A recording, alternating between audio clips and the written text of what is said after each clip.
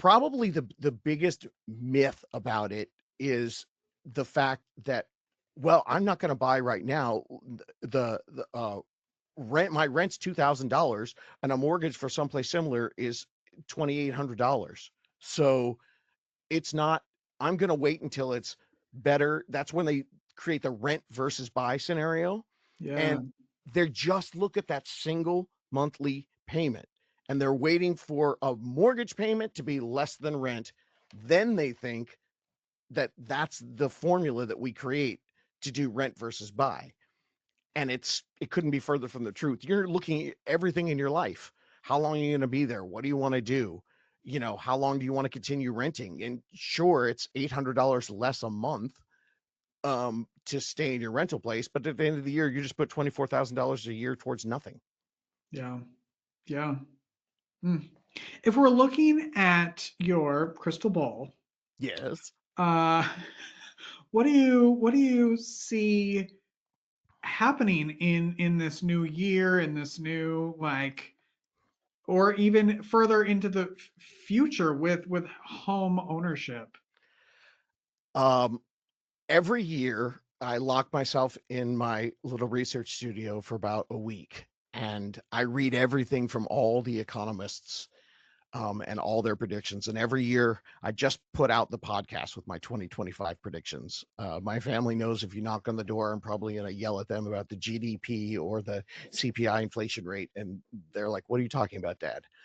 Um, my crystal ball's never been foggier than it was Mm, in getting this information right now. Fortunately, we had the election cycle beyond us, mhm. so the thing with housing is it usually goes up every 4 or 5 years and then kind of cycles. In like, think of a baby, the kids roller coaster, nice and easy. 2008 was the Six Flags, oh my God, you're gonna die crash roller coaster. Um, since 2012 or 2013, we've steadily been going up.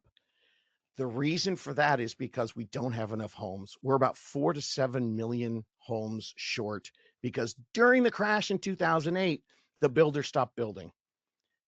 It's supply and demand. The market is not going to crash. And the forecast that I found for 2025 is that as people get used to a 6% interest rate, that 2025 is going to be a large increase in the number of sales, and there's going to be a really high demand because 71% of home buyers in October of 2023 put their plans on hold because interest rates got to 8%.